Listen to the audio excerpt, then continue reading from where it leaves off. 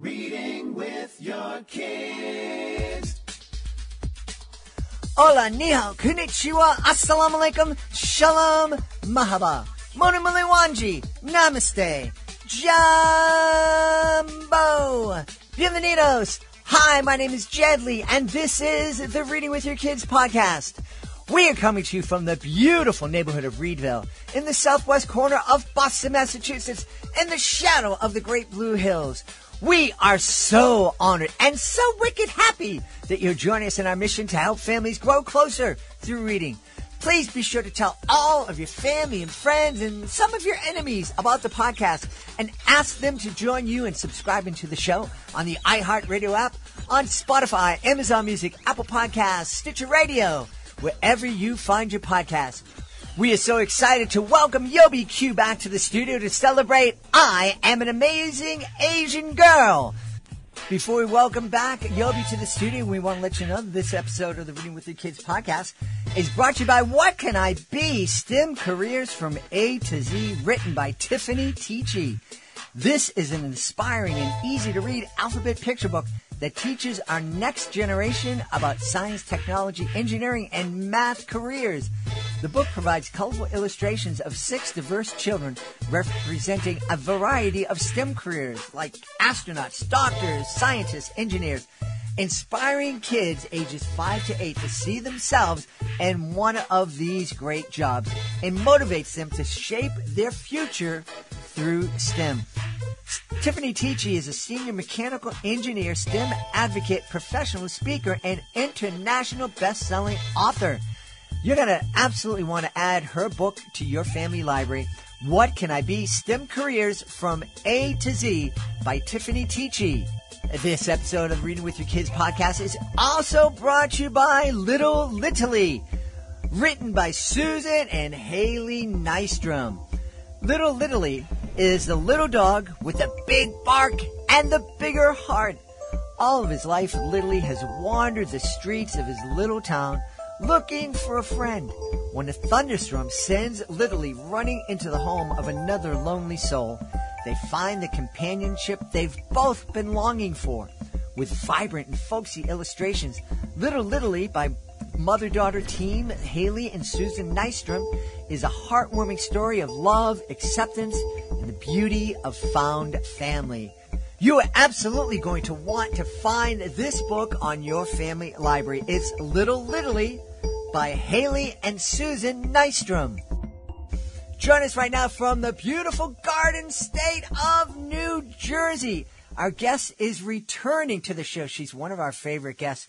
She's here to celebrate 2 brand new books, I Am an Amazing Asian Girl and Asian Adventures, Delicious Asian Food. Please welcome back to the show, Yobe Qiu. Hey, Yobe, how are you? Hi, I am well and always super happy to be here. Thank you for having me back again. I'm delighted to have you back. We always have such a great time, and Yobe is such a generous person with her time. She is helping authors in their book adventures. She's helping people start their own home businesses and open up daycare centers, and she is the owner of multiple businesses, and it's just amazing. I'm amazed that you have time to sit down and speak with little old me. Oh, we will always make the time to speak to you because it's so important. You bring the beautiful books and all the work that authors been doing to families and to children, and it's just such an important work, and I'm honored to be here. And thank you for having me again. Oh, we're really delighted. I have a feeling if she wasn't the main inspiration, I have a feeling that your daughter somehow inspired I Am an Amazing Asian Girl. Why don't we start by talking about that book? Yes, she actually is an inspiration behind that book, but a lot of it has to do with my own upbringing as an Asian girl, as a Chinese daughter to Chinese immigrants, and just feeling like I have to work extra hard at almost everything. And now that I'm a mom, I want to change that. And I'm in the place where I am privileged enough to change that. I have a voice for little girls like myself. And teaching the next generation of children, because I work with a lot of young children. I work with a lot of educators, and it starts with us. It starts with the teachers to help the little girls see themselves as someone who's valued, as someone who's appreciated, as someone who's strong and have a voice. And I wanted to make sure my daughter grew up a little bit differently from the way I was brought up. Yeah. So that inspired the book. Can you talk a little bit about how you grew up and where that pressure that you were feeling came from? Absolutely. I don't talk about this a lot, so it's quite emotional for me. Actually, my mother has 2 girls, and she's been pressured to have a boy for a very long time from society, not so much from my father. As Asians, and especially in the Chinese community, they value boys over girls for reasons. There's too many to list, but I know that they value boys. And my father never really pressured her, but she knew she couldn't give my father a son.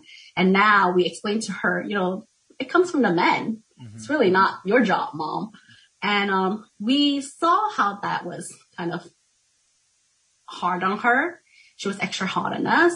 Everyone else had boys, but my mom only had my sister and I. So we wanted to work as hard as possible to show her that whatever the boys can do, I can do, especially being educated in America. Mm-hmm. We were very lucky that my sister and I came to America when we were really young, 4 years old, and we were educated here, and our teachers instilled that you are the same, boy or girl.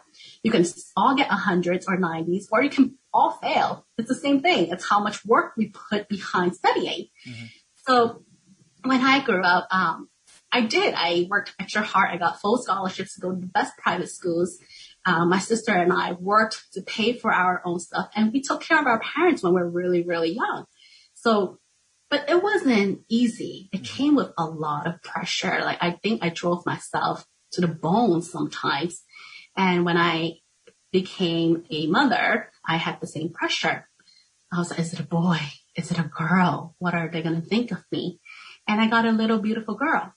And I am lucky enough to have career success. Mm-hmm. But they will say, when are you going to have a boy? When are you going to have a second one? When are you going to have a boy? So it's just a vicious cycle. And I am just so sick of it because my family only make girls, and we're going to celebrate that. And it is what it is. Yeah. Well, that's something that valuing boys over girls is it's very unfortunate. It's not exclusive to Asian communities. I understand from the fact that we hosted Asian students, a lot of Chinese students in our home over the years. Part of that pressure is the custom in China, that the way I understand it, that boys typically are the ones who take care of their parents in their elderly years. So I imagine there's a lot of Asian Chinese families who are like, who's going to take care of me if I don't have a son? And that's too bad. And I'm happy we're not there yet, but I'm happy we seem to, as a society, to be moving away from that, moving away from the idea that, well, girls have to do this and boys have to do that. And right. we're recognizing that, every person has talents and abilities, and we all have responsibilities to each other, and if we all work together, then people are going to get taken care of. Yes, exactly. I agree. The more I talk about this subject with other people, the more I realize it's just,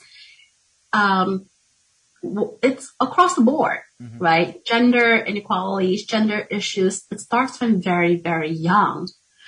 Small stuff like boys don't cry. Girls, you have to have long hair. And I pay a lot of attention to these things. And in my book, I Am Amazing Asian Girl, I wanted to make sure I showcase the different diversity of our community and the girls. Mm-hmm. Darker skin do not mean you're less valued, right? Mm-hmm. We have modern families now that there's a lot of different mixed families. And I wanted to showcase an Asian mom and a African-American dad and her complexion of skin. It's just as beautiful as a non-mixed child or a mother who was mixed with a white family. So I paid a lot of attention to that because I want every little girl to see that they are represented in a way and still valued, no matter how she looks like. Yeah. So very important. And I'm really happy that there are authors like you and educators like you that are attuned to that and are spreading this message. Because I think there's a lot of people who believe it, but they might be afraid of saying something about it. They might be afraid of, like you said, there are a lot of people putting pressure on you. I don't want to speak up. I don't want people speaking bad about me. But now with somebody like you out there, they can stand up and say, well, if Yobe's saying it, I can say it too. Well, yeah, it just takes that one person to stand up sometimes, and everyone else will find the courage. Yeah. But it's hard for the first person to do so. And I'm glad that there are a lot of books like this out there for children, not just for the Asian community. There are a lot of great positive affirmation books for all children out there. And I've been reading a lot of those, and I find it so helpful. And I wanted to create something specifically for little Asian girls. And I have moms and dad and like grandparents ask me, when is the boy book coming? And I said, I'm having a hard time writing that boy's book because I don't have a son and I don't really know the message that I can convey. But it's coming. I'm really working on it. I'm going to be interviewing a lot of boy moms to help me with this one. Yeah. Boy, we have a lot of adults say a lot of subtle things to our adult kids that we don't realize puts pressure on them. Oh, yeah. Like that whole idea of, you guys are engaged. When are you guys getting married? We're trying to get our lives together right now. Can we, or they get married and it's like, so when is the baby coming? Oh, I mean, it starts from really little. I'm in the early education business for 10 years, and I've seen all kinds of things that people say or parents say, and they have the best intentions, right? As parents, and we are usually most patient and loving when they're little too, but we say all kinds of stuff that hurt them that we don't realize it's hurting them. We'll tell them like, why are you crying? Hurry up. Why are you so slow? What's taking you so long? Why haven't you packed your backpack yet? You didn't do so well on that test. What's going on? Why do you need, I already helped you with that. Why are you doing all of this again? Because we're just not very mindful, and it's really hard being parents too. But being a mindful parent takes work, and there are just things that we aren't sure ourselves. Our country went through a ton of changes in the last year and a half. We have rowdies, we have shootings, and we don't even know how to explain certain things like that to our kids. The world is changing, and we are learning and growing, and the kids have a lot of questions. Yeah. And sometimes we have great answers and sometimes we don't. And we have to give ourselves a little grace, and that we didn't do so well this time. We're going to move on, and we'll have another opportunity to be a better parent next time. Yeah, absolutely. So I'm also interested to talk about Asian Adventures, delicious Asian foods, because I love Asian foods. You do? What is your favorite? Which ones? Well, I love rice, and so I love all sorts of rice. But I've said this, I've told this story on the podcast in the past.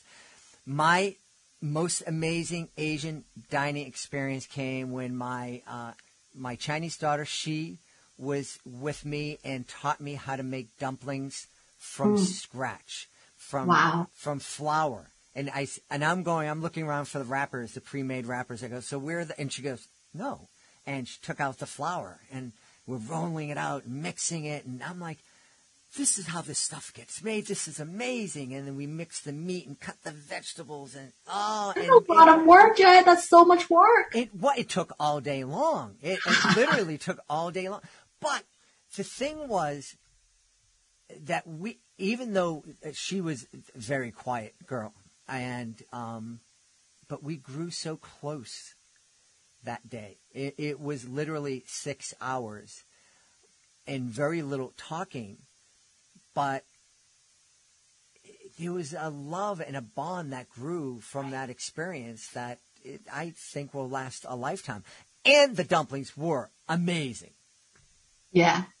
It's just, like food is such an important part of our culture. Food is a major Asian love language, and it's a love language for many different cultures. But especially to me, I think it's an Asian love language because our parents or grandparents or elder or family, they do not usually say, I love you.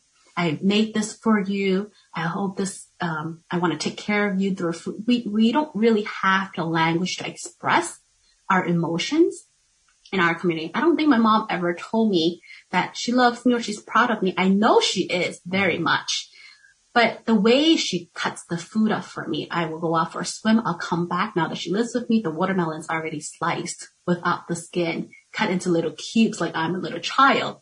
She takes care of me like the way I take care of my daughter. And that's her love language. And I feel like I wanted to write a book about food because it's such an important part of our culture that older generations, they serve you through food and they pass their love to you through food and they make memories of cooking together. And because we're so busy every single day, we don't really pay attention to things like that anymore.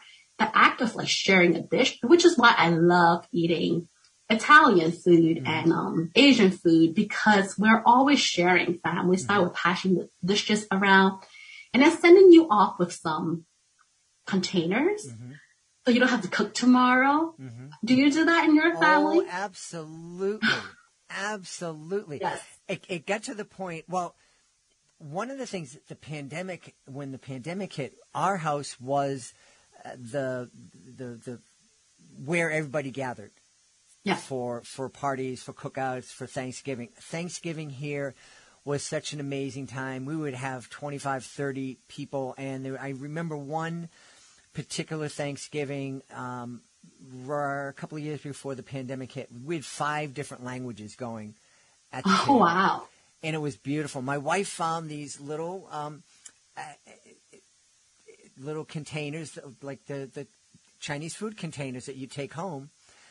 She found those, and so our guests, when they would go home, we would fill them, depending on if it's a cookout, with cookout things, if it's Thanksgiving, with stuffing and turkey and mashed potatoes. And during the pandemic, when we couldn't have people over, my wife and I would cook and bring food to the people who otherwise would be in our home. And that's really sweet. Thank you. But it was really fun for us because we really liked doing it. It was like we want to say I love you with food, and that's a way to do it. And we didn't let the pandemic stop us from that. Good for you. Yeah. It's so important. I used to complain, like, why are you cooking so much, Mom? It's just like 4 of us. And I would go to our mother-in-law and say, Mom, seriously, you spend the whole day cooking and we're never going to eat it all. But now that I'm a mom and now that I spend more time appreciating things like this as I'm writing the book, I realize that's just, you got to send people off with some meal for tomorrow, and they're just worried if I have food to eat tomorrow. And when I'm microwaving the food, I'm like, oh, this is so nice, I don't have to cook another meal. So the book I wrote, I wanted to include, it's an A to Z book, so it's very easy and quick read. It's A to Z book about different, most popular Asian foods, and I wanted to mix in the diversity of our community, Indian food, Thai food, Cambodian food, Chinese food, Japanese food, a ton of all kinds of different food to showcase that we are a huge community of many diverse food, and there's food that when I researched, I've never even heard of, and now I wanted to try it. And the next time, I think I wanted to go into a restaurant that I've never really, I don't even know the menu, but I'm going to be willing to give it a try. So I think that's been really the fun part of writing the book. Yeah, it's so neat. Yeah, I think a lot of people, and in fact, myself, I when I was much younger, the idea that people in India were Asian, I'm like, no, people from India are Indians, and Asians are different. And it's like, no, that's part of the continent of Asia. Right. Yeah. Right. Yeah, wow. I had to learn that too, Jet, just like you. I had to learn that the Filipinos in the Philippines are part of us, and we are a huge community. And through writing the publishing journey, I've learned so much about my culture that I probably would not have known. Yeah. What was the most interesting food that you discovered as you were writing this book? I think there are so many. I think I learned a lot of Indian food, and there was a drink that you kind of serve with vada. Vita, I think that's a snack, a fried yummy snack from India. Okay. And then there are other stuff like faluda. That's an Indian colorful cold dessert made with noodles.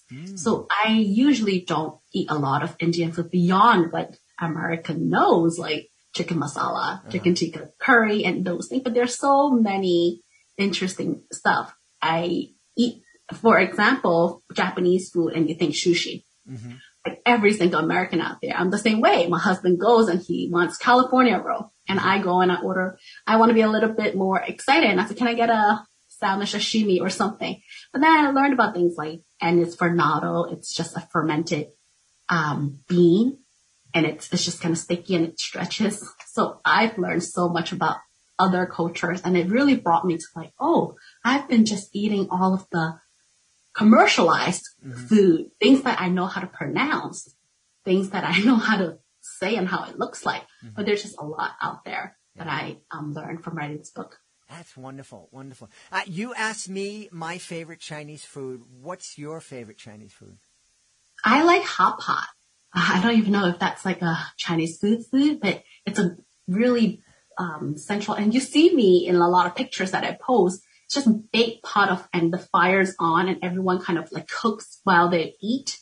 They put the meat in and they take it out when it's cooked. We throw everything in a pot, and then we just kind of eat it that way. Oh, I really like hot pot. That's cool. That's cool. Yeah, food is such it was such an essential thing to our lives. We need to eat food in order to survive, and it is a wonderful way to say I love you.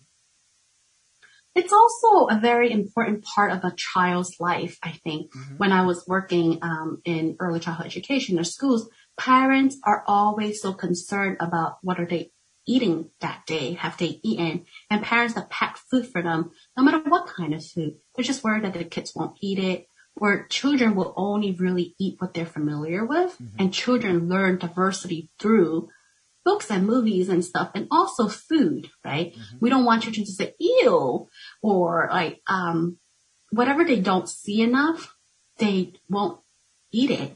The same with peas and broccoli and carrots and things like that.